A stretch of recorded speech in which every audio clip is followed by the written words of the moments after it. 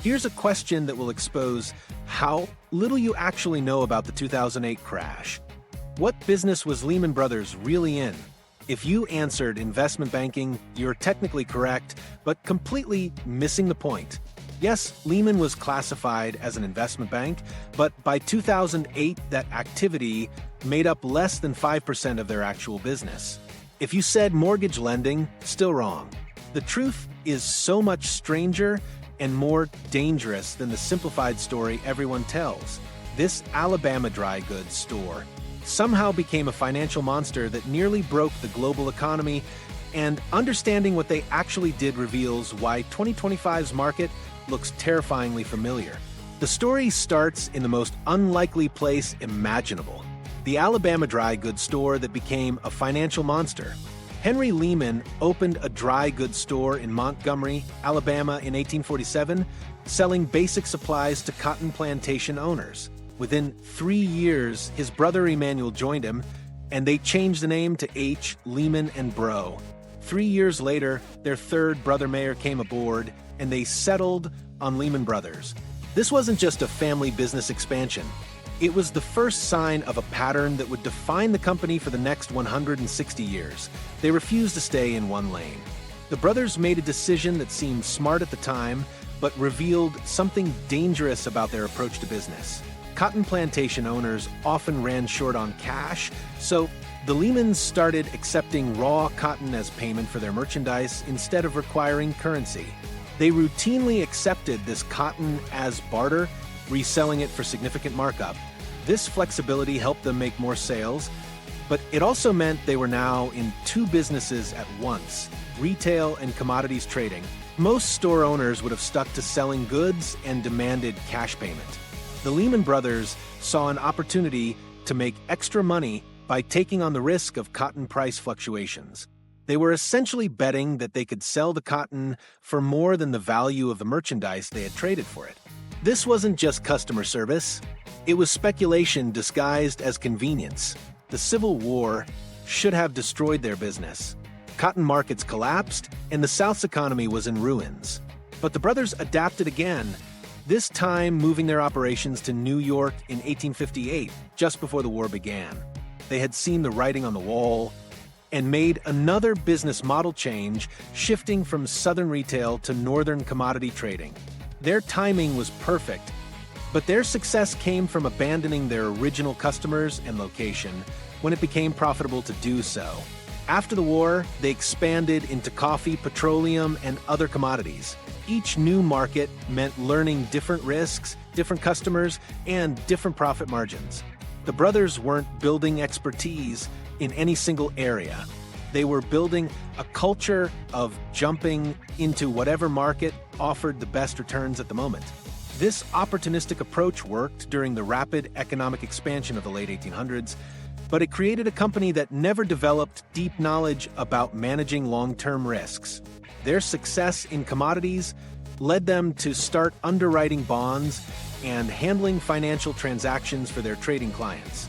By 1870, they had helped found the New York Cotton Exchange, commodifying the crop that had launched their fortune. By the 1880s, they were no longer just commodity traders. They had become financial intermediaries, using their reputation and capital to help other businesses raise money. This evolution happened gradually, but it represented a fundamental shift in their business model. They were now making money not just from buying and selling physical goods, but from managing other people's financial risks. The pattern became clear. Every time the Lehman Brothers saw a new way to make money, they entered that market regardless of whether it fit with their existing business. They moved from retail to commodity trading to financial services, not because of strategic planning, but because each transition offered higher profits. This flexibility made them successful, but it also meant they never developed the institutional knowledge that comes from focusing on one area of expertise. Their approach to business was fundamentally different from companies that built sustainable competitive advantages through specialization.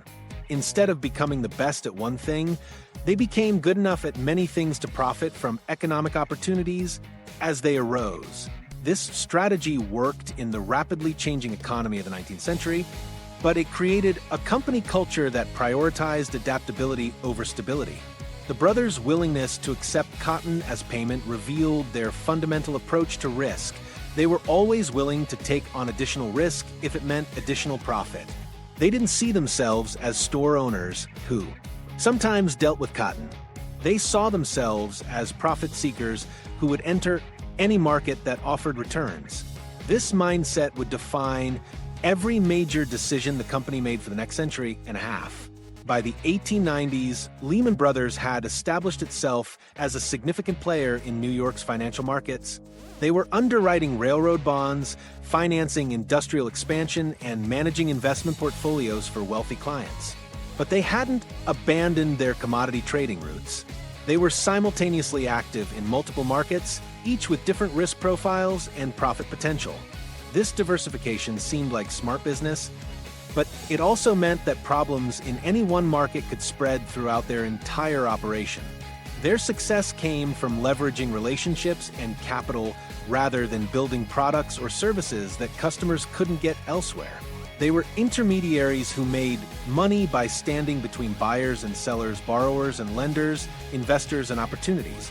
This positioned them to profit from economic growth, but it also made them vulnerable to economic downturns that could reduce demand for their services across multiple markets simultaneously. The brothers had created a business model based on financial leverage and market timing rather than operational excellence or customer loyalty. They made money when markets were active and lost money when markets were quiet. This cyclical nature of their profits meant they had to constantly find new sources of revenue to maintain their growth, which drove them to enter even more markets and take on even more risks. Their move to New York marked the beginning of their transformation from a regional business serving local customers to a national firm competing with established financial institutions. This transition required them to build new capabilities, establish new relationships, and understand new markets. But instead of developing expertise gradually, they expanded rapidly into multiple areas at once, spreading their attention and resources across numerous different businesses. The flexibility that made them successful also made them unstable. Each new market they entered required different skills, different relationships, and different risk management approaches. Instead of building deep expertise in any single area, they built a reputation for being willing to enter any market where money could be made. This reputation attracted clients who needed financial services, but it also attracted risks that the brothers didn't fully understand. Their 19th century success established a company culture that would persist for generations. When faced with a choice between specializing in their existing business or expanding into new markets, they would always choose expansion. This growth-focused mindset drove their evolution from Alabama store owners to New York financial players, but it also created the foundation for their eventual downfall. The same entrepreneurial flexibility that made them successful in the commodity markets would eventually make them reckless enough to crash the global economy. But to understand how that happened, you need to look past the simple labels that everyone uses to describe what Lehman Brothers actually became. The investment banking lie everyone believes. In 2007, investment banking fees represented less than 5% of Lehman's total revenue. This wasn't just a technicality. It revealed how completely the financial media had misunderstood what Lehman Brothers actually was. Most people think investment banking means helping companies raise money by selling stocks and bonds to investors. That's exactly what investment banks do. But this traditional business had become almost irrelevant to Lehman's operations by the time they collapsed. Investment banking works like this.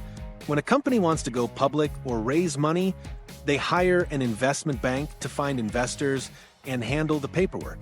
The investment bank takes a fee, usually around 7% of the money raised, and sometimes keeps a small portion of the stock for themselves. It's basically high-level matchmaking between companies that need money and investors who have money. The investment bank makes their profit from fees and commissions, not from taking massive risks with their own capital. Lehman Brothers first entered investment banking in 1899 when they underwrote the initial public offering of the International Steam Pump Company. This was their first attempt at connecting businesses that needed capital with investors who had capital. The deal worked, so they kept doing more IPOs. By 1906, they had partnered with Goldman Sachs to underwrite General Cigar, followed by major companies like Sears, Macy's, and Studebaker. This partnership made sense because it spread the risk between two firms instead of one firm taking on all the risk of a deal going bad.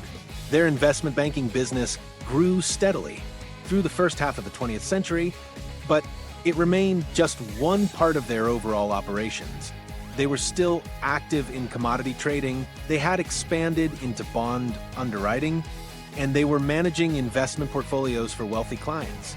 Investment banking was profitable, but it wasn't their main source of revenue. The fees were good, but they were looking for bigger opportunities. During the Great Depression, Lehman Brothers pioneered something that would later be called venture capital. While other firms were trying to survive the economic downturn, Lehman saw an opportunity to invest in small companies that needed funding to grow. They would provide capital to businesses that were too small or too risky for traditional bank loans in exchange for ownership stakes in those companies. This strategy allowed them to potentially earn returns far exceeding their initial investment if the company succeeded. This venture capital approach revealed something important about Lehman's business philosophy. They weren't content to earn steady fees from investment banking. They wanted to own pieces of the companies they were helping, so they could profit from their long-term success. This meant taking on much more risk than traditional investment banking, but it also meant much higher potential returns. They were essentially betting their own money on the companies they chose to support. The venture capital investments during the Depression proved that Lehman would enter any market where they saw profit potential. They invested in retail companies, manufacturing businesses, and technology firms. Each investment required them to understand different industries, different business models, and different risk factors. Instead of building expertise in one area, they were spreading their attention across multiple sectors simultaneously. By the 1960s, Lehman Brothers was involved in so many different businesses that even their own executives had trouble explaining what the company actually did. They were underwriting IPOs, managing venture capital funds, trading commodities, providing corporate advisory services, and managing investment portfolios. Investment banking was still important, but it was just one department among many. The company was making money from dozens of different sources, which seemed like a strength, but was actually a weakness. The problem with this diversification strategy was that it prevented them from developing deep expertise in any single area. Investment banking requires understanding how to price securities and manage underwriting risks. Commodity trading requires understanding supply and demand dynamics in physical markets. Venture capital requires understanding how to evaluate early-stage companies and manage long-term investments.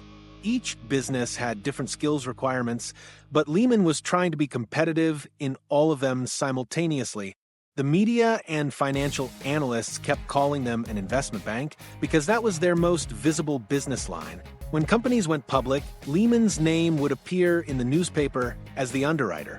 But the IPO business was generating maybe 10% of their total revenue. The rest was coming from trading, asset management, venture capital, and other activities that didn't get as much public attention. During the 1980s and 1990s, Lehman expanded even further into hedge fund operations, private equity, and mortgage origination. Each expansion made them more profitable in the short term, but it also made them more complex and harder to manage. They were competing with specialized firms that focused on single business lines, but they were trying to be competitive in a dozen different areas at once. By 2008, calling Lehman Brothers an investment bank was like calling General Electric a light bulb company. Traditional investment banking fees represented less than 5% of their revenue. The vast majority of their income came from trading, asset management, and mortgage-related activities that had nothing to do with underwriting IPOs or advising companies on mergers and acquisitions. Their 2007 annual report showed over $19 billion in revenue from dozens of different business lines. They were operating hedge funds, managing private equity investments, originating mortgages, trading derivatives, and providing dozens of other financial services. Investment banking was buried somewhere in the middle of a long list of revenue sources, generating decent fees, but not driving their overall profitability. This diversification strategy that had made them successful for over a century became their fatal weakness in 2008. When the mortgage market collapsed, it affected their mortgage origination business, their mortgage trading business, their hedge fund operations, and their private equity investments simultaneously. A specialized investment bank might have survived the mortgage crisis, but Lehman had spread their risks across so many different areas that problems in one market created problems everywhere. The complexity of their operations made it impossible for anyone to understand what the company actually did, including their own employees. This confusion wasn't just an academic problem. It created a company where different departments barely understood each other's businesses, where risk management was nearly impossible, and where internal competition became more important than external success. The investment banking label had hidden the real nature of their business from regulators, investors, and even themselves, the devil's casino and the toxic culture that bred disaster. What this complexity concealed was an internal culture that made rational decision-making nearly impossible. During the 1970s, Lehman Brothers earned a nickname that revealed everything wrong with their operations. The Devil's Casino, as called by contemporaneous accounts and later memoirs. This wasn't just Wall Street trash talk. It was an accurate description of a company where employees treated every decision like a high-stakes gamble and every colleague like a competitor who needed to be destroyed. The nickname stuck because it captured the atmosphere inside Lehman's offices, where making money mattered more than making sense, and where short-term wins justified any amount of long-term damage. The bonus structure at Lehman Brothers created a war zone inside their own building. Departments competed against each other for resources, recognition, and year-end payouts. This wasn't healthy competition that pushed everyone to perform better. This was active sabotage where departments would withhold information, steal clients, and undermine each other's deals just to make their own numbers look better. The mortgage department would compete with the trading department. The investment banking team would fight with the asset management group. Everyone was trying to grab the biggest piece of the bonus pool, even if it meant hurting the company's overall performance. This internal competition made it impossible for anyone to understand what Lehman Brothers actually did as a complete business. Each department operated like a separate company with its own goals, its own strategies, and its own definition of success. The mortgage guys cared about origination volume. The trading team cared about daily profits. The investment bankers cared about deal fees. Nobody was looking at how these different businesses affected each other or whether their combined risks were manageable.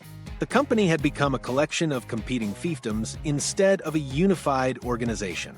The toxic culture drove away some of the most talented people in finance.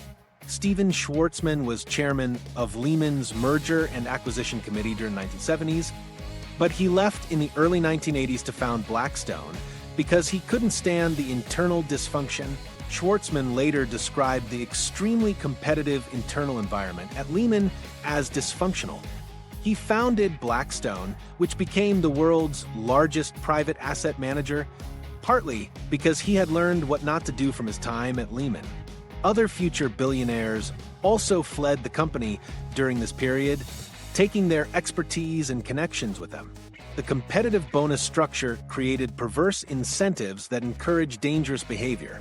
Employees were rewarded for generating short-term profits, regardless of the long-term consequences. A trader who made $50 million in profits during the first quarter would get a huge bonus, even if his trading strategy was guaranteed to lose money eventually. A mortgage originator who generated high volumes of loans would be rewarded, even if those loans were likely to default. The bonus system measured activity and immediate results, not sustainability or risk management. This focus on short-term gains prevented anyone from seeing long-term risks. Each department was optimizing for their own quarterly performance without considering how their activities might affect the company's overall stability. The mortgage department was writing risky loans because they generated immediate fees. The trading department was taking leverage positions because they generated immediate profits. The investment banking team was advising on deals that generated immediate commissions. Everyone was focused on the next bonus cycle instead of the next economic downturn. The internal competition also made risk management impossible. When departments are actively competing against each other, they don't share information about potential problems. A mortgage originator who discovered that certain types of loans were defaulting at higher rates wouldn't share that information with the trading department that was buying those same types of loans. The trading team that noticed unusual market movements wouldn't warn the investment banking group that was planning deals based on those same market conditions. Critical information stayed siloed within departments instead of flowing throughout the organization. The fragmented company structure meant that senior executives couldn't get accurate information about the company's total risk exposure. Each department would report their own metrics, but nobody was combining these metrics to understand the company's overall position. The mortgage department might report that they were only holding mortgages for 30 days before selling them, which sounded safe. The trading department might report that they were only buying high-quality mortgage securities, which also sounded safe. But nobody was tracking how these seemingly safe activities combined to create massive concentrated risk in the mortgage market. The culture also prevented effective oversight because department heads were incentivized to hide problems rather than solve them. If the mortgage department was having trouble selling certain types of loans, they wouldn't report this to senior management because it might affect their bonuses. Instead, they would try to find creative ways to move these loans off their books, often by selling them to other departments within Lehman. This meant that problems weren't being solved, they were just being shuffled around the organization until they became too big to hide. The American Express acquisition of Lehman Brothers in 1984 was actually a rescue from this toxic culture. American Express recognized that Lehman's internal dysfunction was preventing the company from reaching its potential. The acquisition was supposed to provide the capital and management structure needed to fix these cultural problems.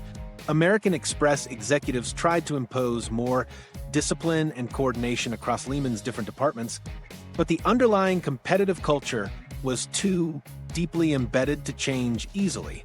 Even under American Express ownership, the competitive culture persisted. Employees continued to prioritize their own departmental success over the company's overall health.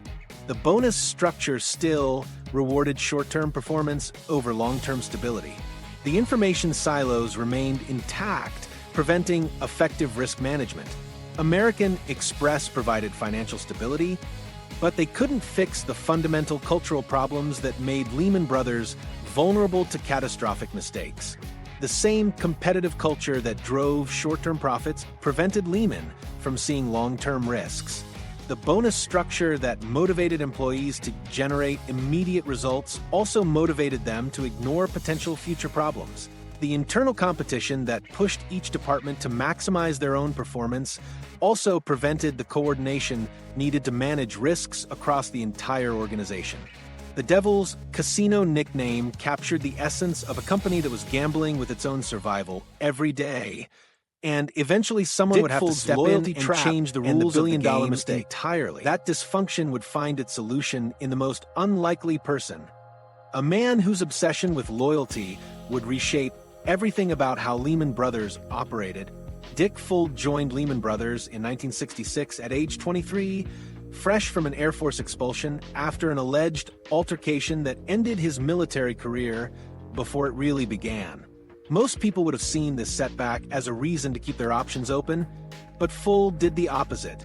He committed to Lehman Brothers with the intensity of someone who had already lost one opportunity and refused to lose another. Over the next 40 years, he would experience every phase of the company's evolution, from the toxic culture of the Devil's Casino era through the American Express acquisition and beyond. Fuld's loyalty to Lehman Brothers became an obsession that shaped his entire worldview. He watched talented executives leave during the 1970s and 1980s to start their own firms, and he took each departure personally. When Steven Schwartzman left to co-found Blackstone, Fuld didn't see it as a natural career progression. He saw it as betrayal. When other executives departed to launch their own ventures, Fuld viewed them as traitors who had stolen Lehman's training, connections, and institutional knowledge for their own benefit. This perspective on loyalty wasn't just personal preference. It became the foundation of his management philosophy when he eventually took control of Lehman Brothers. Fuld believed that the company's problems during the Devil's Casino era weren't caused by poor risk management or toxic internal competition. In his mind, they were caused by disloyal executives who put their own interests ahead of the company's success. He was determined to fix this loyalty problem, even if it meant creating new problems in the process. When Fuld became CEO, he implemented a compensation system designed to trap employees at the company. Most bonuses were paid in company stock that was locked up over several years and couldn't be sold. This wasn't just a retention strategy, it was a loyalty test. Employees who wanted to leave before their stock vested would forfeit millions of dollars in compensation. The system made it financially devastating to quit, regardless of how attractive outside opportunities might be. The stock-based compensation structure seemed innovative at the time, and it would later become common in finance and technology companies. But Fuld's version was particularly aggressive. He wasn't just offering stock options as upside potential. He was converting traditional cash bonuses into restricted stock that employees forfeited entirely if they left. This created a situation where senior executives had tens of millions of dollars tied up in Lehman stock that they couldn't access, making them completely dependent on the company's performance. Fuld's system worked exactly as intended. Executive turnover dropped dramatically. The constant departures that had plagued Lehman during the 1970s and 1980s became rare. Talented employees stayed at the company not because they were happy, but because leaving would cost them more money than they could afford to lose. The retention strategy was successful, but it created a workforce that was financially trapped rather than genuinely committed. The loyalty trap extended to Fuld himself in ways that would prove catastrophic. He practiced what he preached by keeping the majority of his personal wealth in Lehman stock. By 2007, Fuld's compensation exceeded $500 million in restricted stock that he couldn't sell. He reportedly even purchased additional Lehman stock on margin, using borrowed money to buy more shares. His personal financial situation became completely intertwined with the company's performance. This financial entanglement created a dangerous blind spot in Fuld's judgment. When someone's personal wealth is tied to a company's stock price, they have powerful incentives to believe that the company is performing well, even when evidence suggests otherwise. Fuld's devotion to Lehman Brothers wasn't just professional loyalty anymore. It was financial necessity. He couldn't afford to acknowledge serious problems with the company because doing so would destroy his own net worth. The loyalty-based culture that Fuld created solved the retention problem, but it created a different kind of dysfunction. Instead of the competitive internal warfare that had characterized the Devil's Casino era, Lehman now had a culture of enforced consensus. Employees were reluctant to challenge company strategy or question risky decisions because dissent was seen as disloyalty. The financial penalties for leaving meant that even employees who had serious concerns about the company's direction were incentivized to stay quiet and hope for the best. This groupthink made it impossible for Lehman to adapt when market conditions changed. During the Devil's Casino era, the internal competition was destructive, but it at least meant that different departments were constantly challenging each other's assumptions. Under Fuld's loyalty-based system, everyone was financially committed to believing that the company was making good decisions. Critical thinking was replaced by wishful thinking, and risk management became subordinate to maintaining positive morale. The compensation structure also prevented Lehman from attracting outside talent who might have brought fresh perspectives on risk management. The stock-based bonuses were valuable only if Lehman's stock price continued to rise. Experienced executives from other firms had no reason to join a company where their compensation would be tied to a single stock, especially when they could earn cash bonuses elsewhere. This meant that Lehman's senior management team became increasingly insular, with limited exposure to how other firms were managing similar risks. Fold's attempt to fix the toxic culture of the Devil's Casino era succeeded in stopping the internal warfare and executive departures that had plagued the company. But his loyalty-based solution created a different kind of dangerous environment where critical thinking was discouraged and dissent was financially punished. The compensation system that was supposed to align employee interests with company success actually prevented employees from recognizing and addressing the risks that would eventually destroy the company. The irony was that Fold's loyalty obsession, which was meant to prevent the kind of talent drain that had weakened Lehman in the past, actually made the company more vulnerable to catastrophic failure. By trapping employees in a system where leaving meant financial ruin, he created an organization where everyone was financially committed to believing that everything was fine, even when it wasn't. This collective delusion would become a foundation for the most aggressive expansion strategy Wall Street had ever seen. The rapid expansion that rebuilt an empire. Between 2000 and 2006, Lehman's revenues grew 600%, and their market cap rose from $5 billion to $40 billion. This transformation from a struggling American Express subsidiary into a Wall Street powerhouse required an expansion strategy so aggressive it bordered on reckless. When Lehman bought its independence back from American Express in 1994, Fold inherited a company that was profitable but small compared to its competitors. Goldman Sachs, Morgan Stanley, and Merrill Lynch had all grown larger and more influential during Lehman's decade under American Express ownership. Fold refused to accept second-tier status, so he launched an expansion campaign that would either make Lehman a dominant force or destroy it completely. Fold borrowed massive amounts of money to hire entire departments from competing firms, often paying signing bonuses that exceeded annual salaries at other companies. He wasn't just filling open positions. He was creating new business lines from scratch by acquiring teams of specialists who brought their clients, their expertise, and their existing deals with them. This approach allowed Lehman to enter new markets almost overnight, but it also meant they were competing in businesses where they had no institutional experience or established risk management procedures. Fold's acquisition strategy focused on companies that could generate immediate revenue growth, regardless of whether they fit with Lehman's existing operations.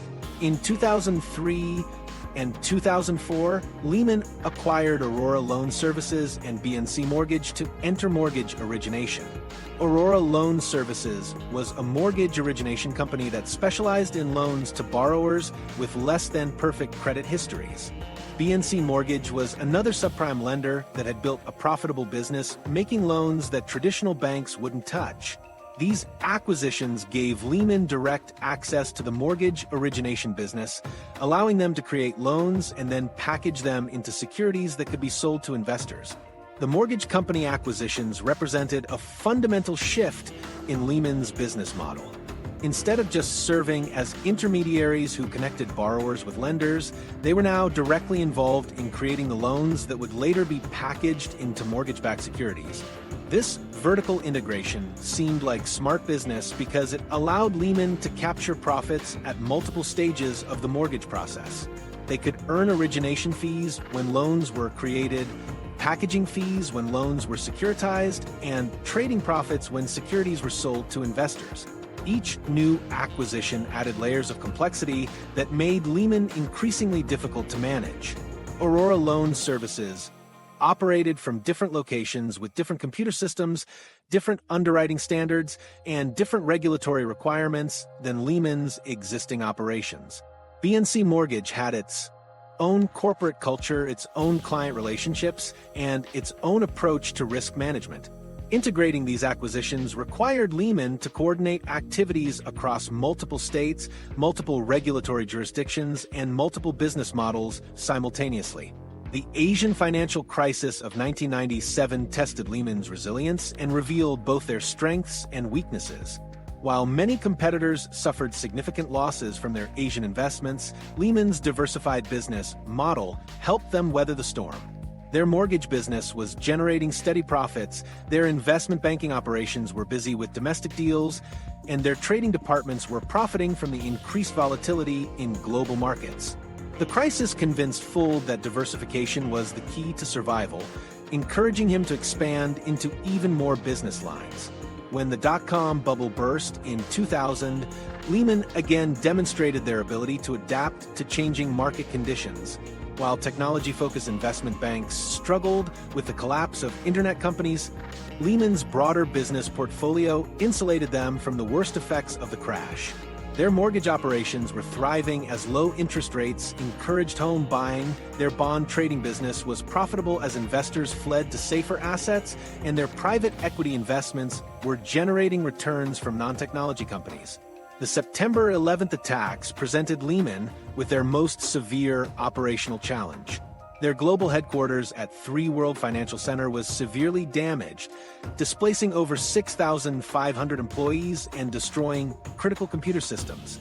Trading operations were moved to Jersey City, New Jersey, and the firm spread its remaining operations across New York City in over 40 temporary locations, including the Sheraton Manhattan Hotel. This rapid relocation and restoration of trading capabilities showcased Lehman's organizational resilience and their employees' dedication to maintaining operations despite extraordinary circumstances. Lehman's international expansion accelerated during the early 2000s as Fuld opened offices in Europe and Asia to serve global clients and access new markets. The London office became a major hub for European bond trading and investment banking. The Tokyo office focused on Asian equity markets and currency trading. The Hong Kong office handled private wealth management for Asian clients. Each international location operated under different regulatory requirements, different accounting standards, and different legal frameworks, adding another layer of complexity to an already complicated organization. Each successful crisis navigation increased Fuld's confidence in Lehman's ability to handle any challenge. The Asian financial crisis, the dot-com crash, and the 9/11 attacks had all tested the company's resilience, and Lehman had emerged stronger each time.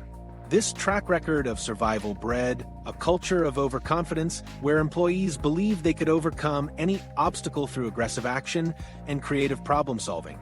The attitude became that if Lehman could survive a terrorist attack, they could survive anything.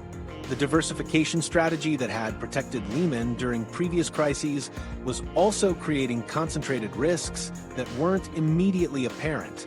Their mortgage origination business, their mortgage-backed securities trading, their real estate investment funds, and their commercial real estate lending were all generating profits, but they were also creating multiple exposures to the same underlying risk, real estate prices. If real estate markets declined, all these seemingly separate business lines would be affected simultaneously. By 2006, Lehman had grown from a mid-tier investment bank into a global financial services company with operations in dozens of countries and involvement in nearly every aspect of the financial markets. Their rapid expansion had created a complex organization that was difficult to manage and even more difficult to understand. But the most dangerous part of their empire wasn't the most visible. Hidden within their sprawling operations was a business line that appeared insignificant but contained enough risk to destroy everything they had built. The mortgage time bomb hidden in plain sight. Lehman Brothers' mortgage business appeared to be a minor part of their operations, with subprime and Alt-A mortgages representing just 3% of their total revenue in 2007. Most analysts and investors viewed this as a relatively small exposure that couldn't possibly threaten a company with $19 billion in annual revenue. But this perspective missed the fundamental danger lurking beneath the surface. The mortgage business wasn't just 3% of their revenue. It was 3% of their revenue that carried enough concentrated risk to destroy the entire company. The mortgage origination model seemed straightforward on paper. Lehman would acquire mortgage companies like Aurora Loan Services and BNC Mortgage, which would create loans for homebuyers. These loans would then be packaged into mortgage-backed securities that could be sold to pension funds, insurance companies, and other institutional investors. The beauty of this system was that Lehman could earn fees at every stage of the process, while supposedly transferring the actual risk to the investors who bought the securities. Aurora Loan Services specialized in Alt-A mortgages, which were loans to borrowers who had decent credit scores but couldn't provide full documentation of their income. BNC Mortgage focused on subprime loans to borrowers with poor credit histories who were considered too risky for traditional bank loans. Both companies were originating loans at an incredible pace. By 2008, Aurora and BNC were lending almost $50 billion per month, generating volume that seemed impressive, but also meant that quality control became nearly impossible as loan officers rushed to meet production targets. Lehman's executives believed they had solved the risk management problem by implementing a strict 30-day holding period for mortgages. Their strategy was to originate loans, package them into securities, and sell them to investors within 30 days.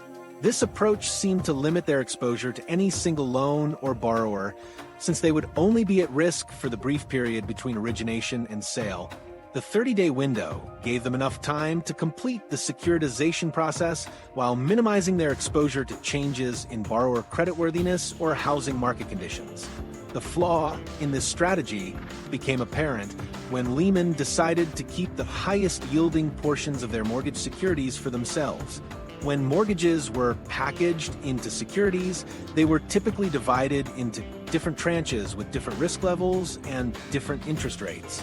The safest tranches paid relatively low interest rates, but were almost guaranteed to be repaid.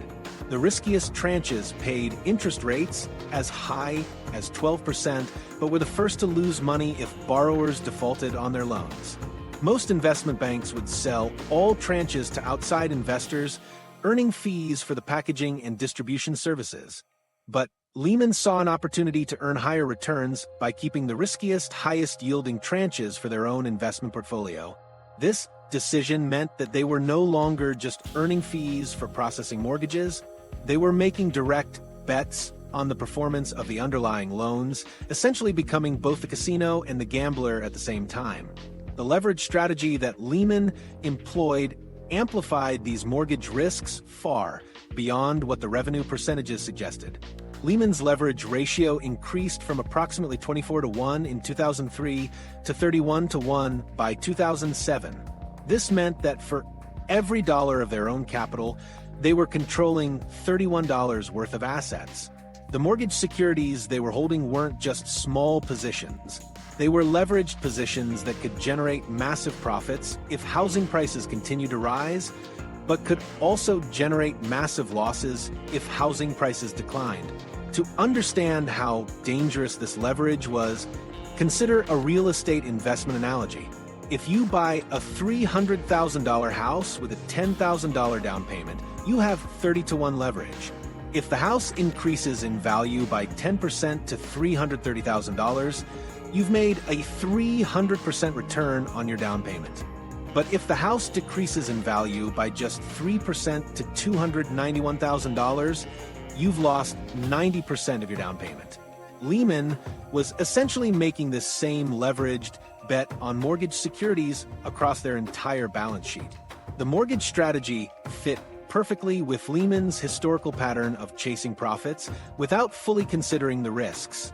Just as the original Lehman Brothers had accepted cotton as payment without understanding commodity price volatility, the modern company was accepting mortgage risk without understanding housing market volatility. They saw the high interest rates on subprime mortgage securities and focused on the profit potential rather than the default potential. Their assumptions about real estate prices were fundamentally flawed. Lehman's risk models assumed that housing prices would continue to rise or at worst remain stable. The company's executives had lived through decades of generally rising real estate values and couldn't imagine a scenario where housing prices would decline significantly across the entire country. This assumption was built into their mortgage origination standards, their securitization strategies, and their risk management procedures. When housing prices began to decline in 2006 and 2007, both assumptions proved incorrect. Investor demand for mortgage securities evaporated as institutional investors recognized that the underlying mortgages were defaulting at higher rates than expected. Housing prices declined not just in isolated markets, but across the entire country, affecting the value of mortgages that had been originated in different states and different economic conditions. The 30-day holding period that was supposed to protect Lehman became meaningless when they couldn't find buyers for their securities. Instead of holding mortgages for 30 days, they were forced to hold them for months or even years. The high-yielding mortgage securities that had seemed like easy money became impossible to sell at any price. The leverage that had amplified their profits during the housing boom now amplified their losses during the housing bust. The mortgage time bomb that Lehman had built wasn't visible in their revenue statements or their public financial reports.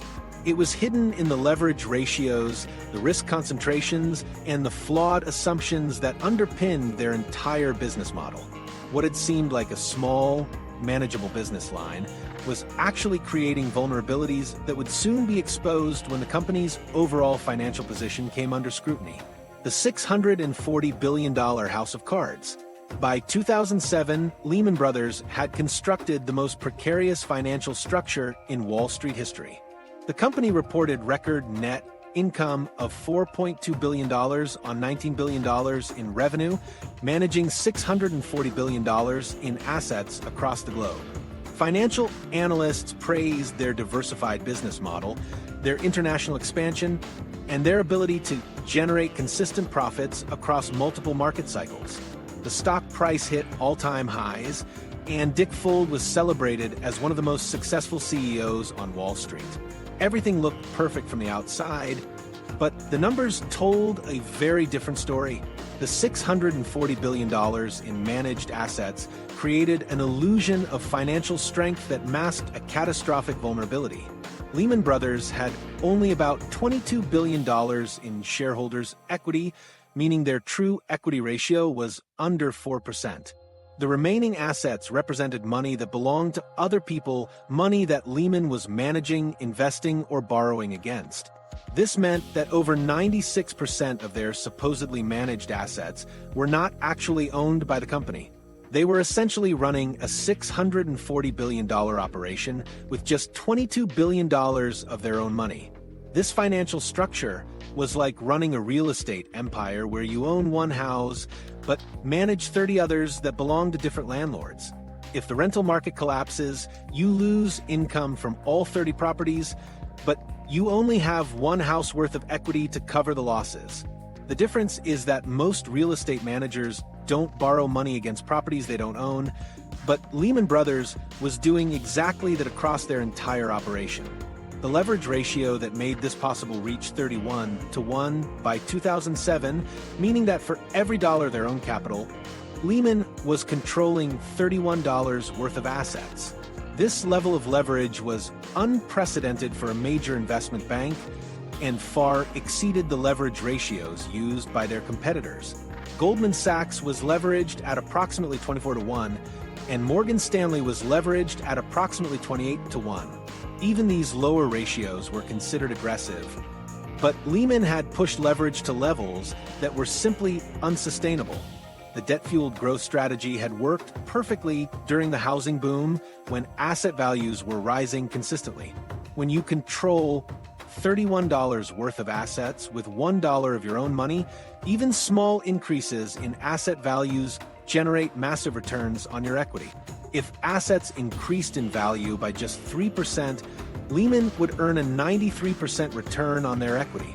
This mathematical relationship explained why their profits had grown so dramatically during the mid-2000s housing boom. The same mathematical relationship that created substantial profits during good times guaranteed substantial losses during bad times.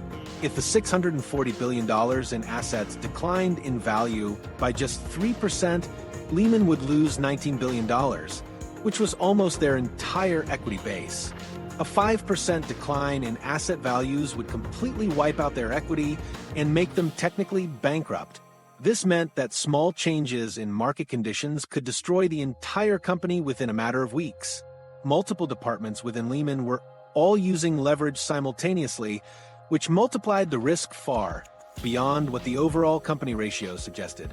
The mortgage department was using leverage to buy mortgage-backed securities. The trading department was using leverage to buy corporate bonds. The private equity department was using leverage to buy company stocks. The real estate department was using leverage to buy commercial properties. Each department thought they were managing their own risks, but they were actually creating a company-wide vulnerability that nobody was monitoring. The risk multiplication worked like this. If the mortgage department used 10-to-1 leverage and the overall company used 30-to-1 leverage, the effective leverage on mortgage investments was actually 300-to-1. This meant that a 1% decline in mortgage values could wipe out the entire mortgage department's equity, and a 3% decline could wipe out the entire company's equity. The departmental leverage ratios were being amplified by the company-wide leverage ratios, creating risk exposures that were almost impossible to calculate accurately. Lehman's leverage strategy connected directly to their historical pattern of aggressive risk-taking that had defined the company since the original brothers accepted cotton as payment in 1847. Each generation of Lehman executives had found new ways to amplify their returns by taking on additional risk, and the leverage strategy of the 2000s was simply the latest version of this approach. They were still essentially accepting payment in assets they didn't fully understand, just as their predecessors had done with cotton over a century earlier. The success metrics that impress Wall Street analysts were actually warning signs of impending disaster. The rapid growth in managed assets meant that Lehman was taking on more risk faster than they could develop systems to manage it. The increasing leverage ratios meant that they were becoming more vulnerable to market downturns. The diversification across multiple business lines meant that problems in any single market could spread throughout the entire organization.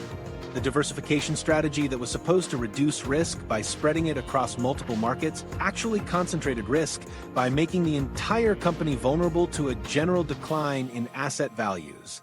When housing prices declined, it affected their mortgage business, their trading business, and their real estate investments simultaneously. When credit markets tightened, it affected their lending business, their bond trading business, and their private equity investments. Instead of protecting them from market downturns, diversification made them vulnerable to systemic risks that affected all markets at once. The $85 billion portfolio of mortgage-backed securities that Lehman held in 2007 was 4 times larger than their total shareholders' equity. This single investment category was large enough to destroy the entire company if it declined in value by just 25%. The concentration in mortgage-related assets meant that Lehman's fate was tied to the continued performance of the housing market, regardless of how well their other business lines performed. The leverage trap that Lehman had created made it impossible for them to reduce their risk exposure when market conditions began to deteriorate. Selling assets to reduce leverage would have required them to realize losses on investments that were declining in value, which would have reduced their equity and forced them to sell even more assets to maintain their leverage ratios. This dynamic created a potential death spiral where declining asset values would force asset sales that would further reduce equity and require additional asset sales. The mathematical relationship that had generated record profits was about to work in reverse when the economic conditions that had made their strategy possible began to change. The $640 billion house of cards that had seemed so impressive was actually a financial structure designed to amplify small problems into company-killing disasters, and the problems were about to begin when the music stopped, made not by Lehman Brothers, but by the Federal Reserve. The Federal Reserve's decision to slash interest rates after the Dotcom crash and September 11th attacks created the economic conditions that would eventually destroy Lehman Brothers. Between 2001 and 2003, the Fed cut the federal funds rate from 6.5% to just 1%, the lowest level in decades. for 3 years, rates remained below inflation from 2004 to 2007, which meant that people were essentially being paid to borrow money. When money costs less than inflation, it creates powerful incentives for risky financial behavior. The below-inflation interest rates turned the American housing market into a speculative frenzy. Families who could previously afford modest homes suddenly found themselves qualifying for mortgages on much larger properties. The monthly payment on a $300,000 mortgage at 3% interest was dramatically lower than the same mortgage at 7% interest. This mathematical reality meant that millions of Americans could suddenly afford homes that had been completely out of their price range just a few years earlier. The cheap money didn't just allow people to buy bigger houses. It encouraged them to buy houses with granite countertops, hardwood floors, and other expensive features that they couldn't actually afford under normal interest rate conditions. The low rates made the monthly payments seem manageable, but they were only manageable as long as the teaser rates remained in effect and the borrower's income remained stable. Many adjustable-rate mortgages started with artificially low payments that would increase significantly after 2 or 3 years, but borrowers focused on the initial payments rather than the long-term costs. The Fed's easy money policy created a feedback loop that amplified housing demand far beyond what normal economic conditions would have supported. Low interest rates made homes more affordable, which increased demand and drove up prices. Rising prices convinced people that real estate was a guaranteed investment, which encouraged even more people to buy homes they couldn't afford. Lenders responded to this increased demand by relaxing their underwriting standards and creating new types of mortgages that required little or no down payment and limited income verification. By 2004, the Fed recognized that their ultra-low interest rate policy was creating inflation pressures and began raising rates to cool down the economy. In the 2004 to 2006 cycle, rates rose from 1% to 5.25% over 2 years. This tightening cycle was designed to slow economic growth and prevent runaway inflation, but it also began deflating the housing bubble that the previous rate cuts had created. Each rate increase made mortgages more expensive and reduced the number of people who could qualify for home loans. The rising interest rates had an immediate impact on the housing market. Home sales began slowing as fewer people could afford the higher monthly payments that came with increased mortgage rates. The pool of potential buyers shrank with each rate increase, which meant that existing homeowners found it more difficult to sell their properties. This reduction in demand put downward pressure on home prices, reversing the rapid appreciation that had characterized the early 2000s housing boom. The rate increases created a particularly dangerous situation for borrowers who had taken out adjustable-rate mortgages during the low-rate period. These borrowers had qualified for their loans based on the initial teaser rates, but their payments increased significantly when their mortgages reset to higher rates. Many borrowers discovered that their monthly payments had doubled or tripled, making their mortgages completely unaffordable. This led to a wave of defaults as borrowers simply walked away from homes that were now worth less than their outstanding mortgage balances. The mortgage default crisis exposed the fundamental flaws in the lending practices that had developed during the low-rate environment.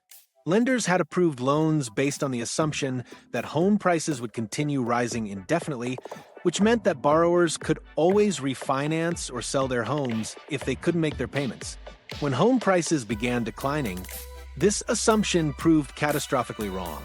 Borrowers who couldn't make their payments also couldn't sell their homes for enough money to pay off their mortgages.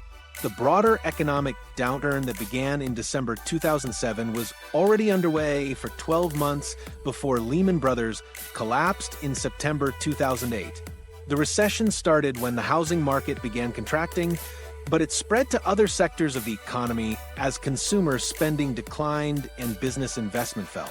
The Federal Reserve's interest rate policies had created a boom-bust cycle that was already destroying the economic foundations that supported Lehman's business model.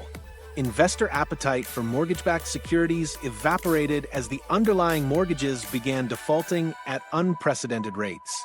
Institutional investors who had been eager to buy these securities during the housing boom suddenly refused to purchase them at any price.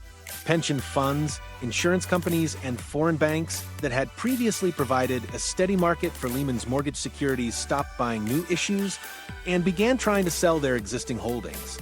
This collapse in investor demand created a liquidity crisis that made it impossible for Lehman to continue their normal business operations. The company had built their entire mortgage strategy around the assumption that they could originate loans, package them into securities, and sell them to investors within 30 days. When investors stopped buying, Lehman was forced to hold toxic assets that were declining in value and generating massive losses. The Fed's monetary policy had created the perfect storm that exposed every weakness in Lehman's business model. The initial low rates had encouraged the risky lending practices that filled Lehman's mortgage pipeline with subprime loans. The rising rates had triggered the wave of defaults that made those loans toxic. The recession had eliminated the investor demand that Lehman needed to sell their mortgage securities. Each element of the Fed's policy cycle had contributed to creating the conditions that would destroy the company. Lehman's leverage strategy, which had generated record profits during the housing boom, became a death trap during the housing bust. The same mathematical relationship that had amplified their gains during the low-rate environment now amplified their losses during a high-rate environment. The 31-to-1 leverage ratio that had made them spectacularly profitable when asset prices were rising made them spectacularly vulnerable when asset prices were falling. The Federal Reserve's interest rate policies had essentially created a monetary policy trap that caught Lehman Brothers and dozens of other financial institutions. The low rates had encouraged risk-taking behavior that seemed rational at the time, but proved catastrophic when rates returned to normal levels. The rate increases had triggered a cascade of defaults and market disruptions that revealed the systemic risks that had been building during the boom years. By September 2008, the economic forces that the Federal Reserve had set in motion were converging on Lehman Brothers with devastating effect. The company's survival now depended not on their business strategy or their financial engineering, but on decisions that would be made by people who had never worked at the firm and who were facing political pressures that had nothing to do with financial markets. The final weekend, Wall Street's secret meeting, Friday, September 12, 2008, marked the beginning of the most consequential weekend in modern financial history. Timothy Geithner, president of the Federal Reserve Bank of New York, sent urgent invitations to the CEOs of every major Wall Street bank for an emergency meeting at the Federal Reserve headquarters. Goldman Sachs CEO Lloyd Blankfein received his invitation. JP Morgan Chase CEO Jamie Dimon got his call. Merrill Lynch CEO John Thain was summoned. Bank of America CEO Ken Lewis was invited. Barclays CEO Bob Diamond flew in from London. But one name was conspicuously absent from the guest list: Dick Fuld, CEO of Lehman Brothers. The exclusion of Fuld from this critical meeting sent a clear message to everyone on Wall Street. The Federal Reserve had given up on Lehman Brothers as a viable institution. After 161 years in business, the company that had survived the Civil War, the Great Depression, and multiple financial crises was being written off by the very regulators who were supposed to oversee the stability of the financial system. The meeting wasn't about saving Lehman Brothers. It was about preventing their collapse from destroying everyone else. The political climate surrounding this weekend made any government bailout of Lehman Brothers impossible.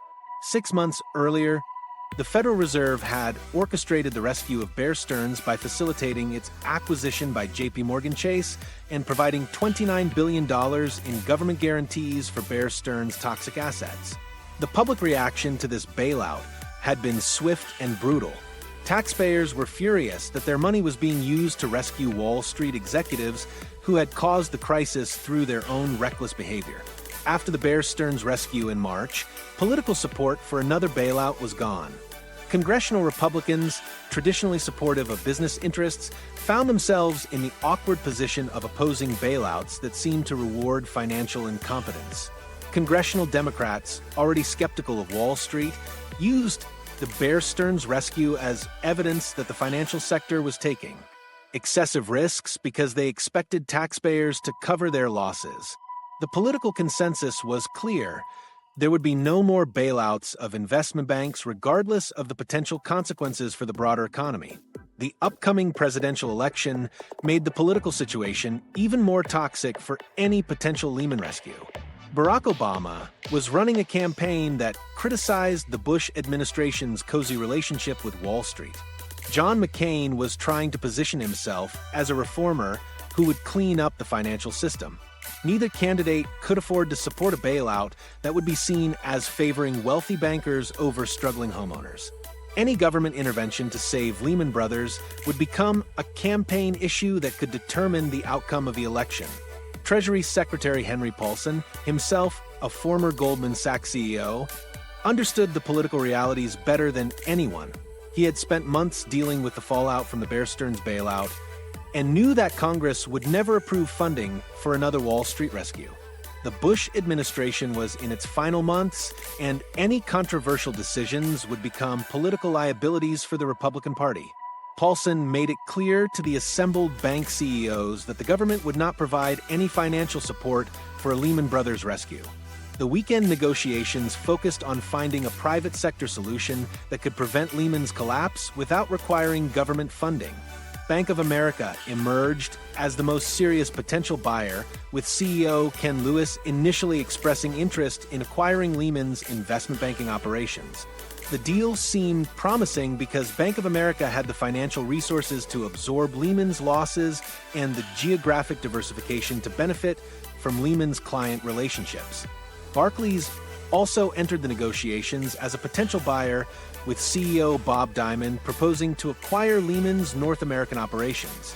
The British bank had been looking for ways to expand its presence in the United States, and acquiring Lehman would give them instant access to major corporate clients and established trading operations. The Barclays proposal seemed viable because it would allow Lehman's most valuable assets to continue operating under new ownership.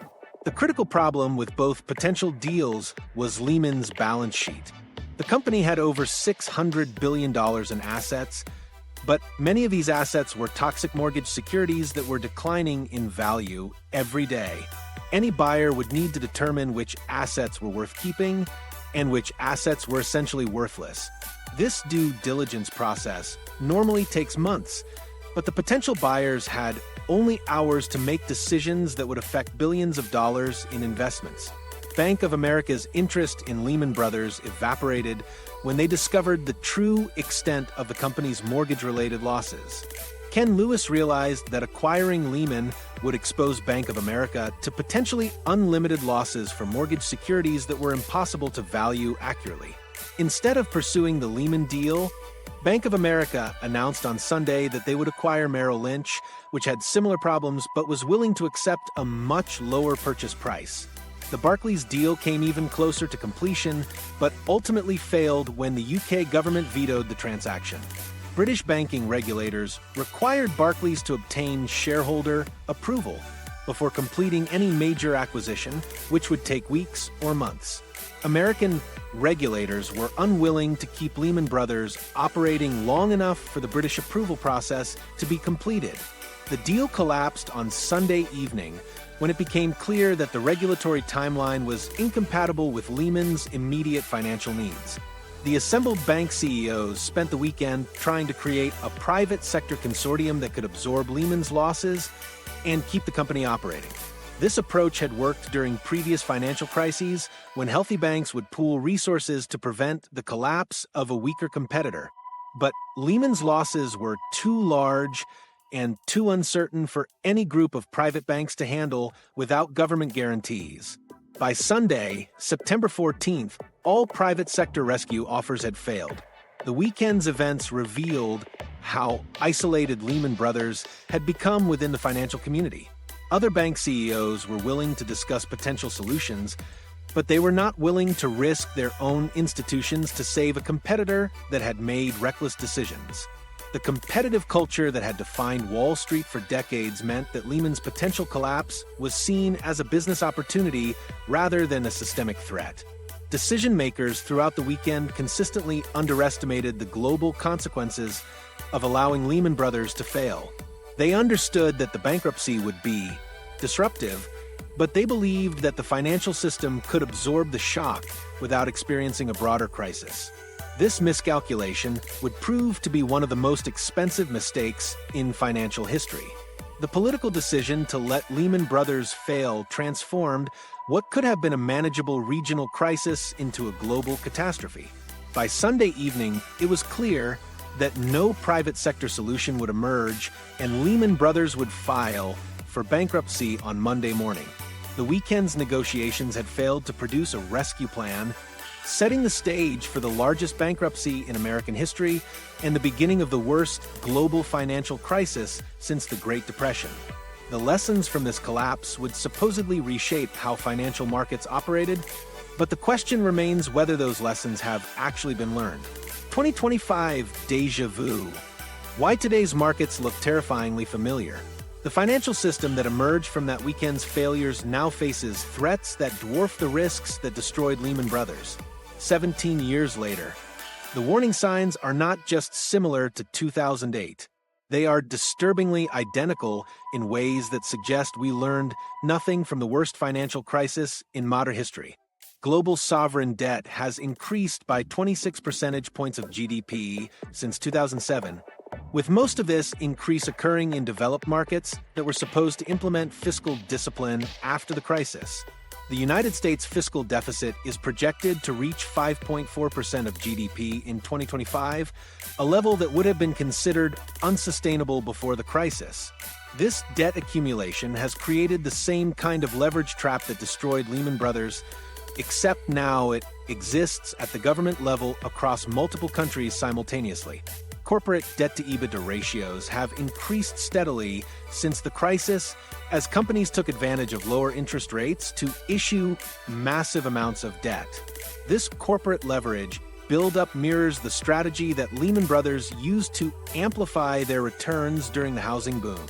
Companies are borrowing money to buy back their own stock, pay dividends, and fund acquisitions that would not be profitable without cheap debt financing. The same mathematical relationship that made Lehman vulnerable to small changes in asset values now makes entire industries vulnerable to small changes in interest rates. The Federal Reserve's monetary policy in 2025 follows the exact same pattern that created the conditions for Lehman's collapse. After maintaining near-zero interest rates for over a decade, the Fed began raising rates aggressively to combat inflation. This tightening cycle mirrors the 2004 to 2006 period when the Fed raised rates from 1% to 5.25%, triggering the housing bust that destroyed Lehman Brothers. The yield curve is flattening in the United States, signaling an increased risk of recession that could expose all the leverage that has been building since the last crisis. Exchange-traded funds represent a new form of systemic risk that amplifies market movements in ways that did not exist during Lehman's collapse. ETF assets surged from $0.8 trillion in 2008 to $5 trillion in 2025, with index funds now accounting for 35 to 45% of equity assets under management globally. This passive investment strategy has reduced the market's ability to prevent and recover from large drawdowns, creating the same kind of systemic risk that made Lehman's collapse so devastating for the broader financial system. The shift from active to passive investment management has eliminated the price discovery mechanism that prevents asset bubbles from forming.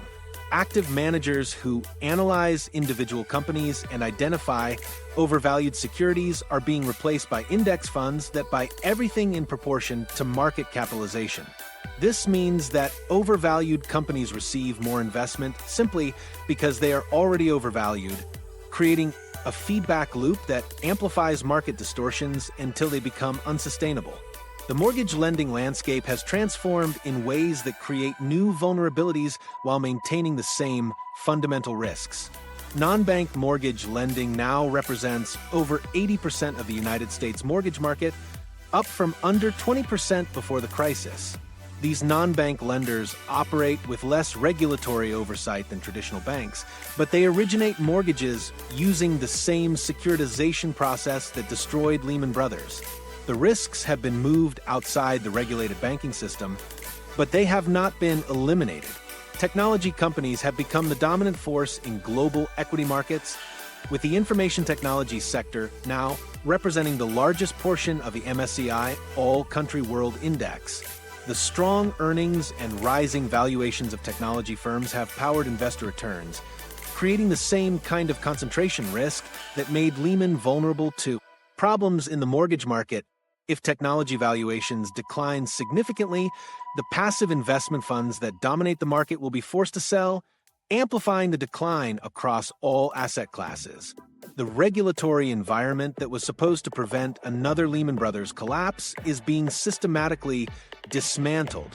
International standard setters introduce bank regulatory frameworks that take a systemic approach to risk, requiring banks to maintain higher capital ratios and liquidity buffers. However, the Trump administration and Republican lawmakers are working to make many post-crisis rules less onerous, particularly for small and medium-sized banks. The same deregulatory impulse that allowed Lehman Brothers to operate with 31-to-1 leverage is returning under the guise of promoting economic growth. The human behaviors that drove Lehman's risk-taking remain unchanged in 2025. Financial professionals are still compensated based on short-term performance metrics that encourage excessive risk-taking. The competitive culture that destroyed Lehman Brothers has been replicated across the financial industry, with employees competing for bonuses based on quarterly results rather than long-term value creation. The same psychological biases that convinced Lehman's executives that housing prices would never decline are now convincing today's executives that technology stocks will never crash. Central banks are attempting to normalize monetary policy after a decade of quantitative easing, but the end of global asset purchases may have adverse impacts on financial markets. The Federal Reserve is shrinking its balance sheet while the European Central Bank is ending its asset purchase program. This coordinated tightening of monetary policy could trigger the same kind of liquidity crisis that destroyed Lehman Brothers, except the crisis would be global rather than confined to the United States. The most disturbing parallel between 2008 and 2025 is the widespread belief that the financial system has become safer and more stable. This complacency mirrors the confidence that Lehman Brothers executives had in their risk management systems right up until the company collapsed. The conditions that created Lehman's collapse have not disappeared. They have just taken new forms that are equally dangerous but less familiar to regulators and market participants who are still fighting the last war. Understanding what Lehman Brothers actually was reveals why these parallels matter so much for today's financial system. The company's true nature was hidden behind simple labels that missed the fundamental dangers lurking beneath the surface. Today's financial system operates on the same leverage and complacency patterns that destroyed Lehman Brothers in 2008. For 161 years, they perfected the art of taking other people's money and leveraging it into spectacular profits until the leverage destroyed them. The same pattern repeats across every financial crisis in history. Humans see easy money, borrow heavily to chase it, then crash when markets turn. The 2008 collapse wiped $10 trillion from global markets and triggered the Great Recession. Today's markets show identical warning signs, yet we continue making the same mistakes with different instruments. Subscribe to discover more of history's hidden patterns that repeat in today's markets.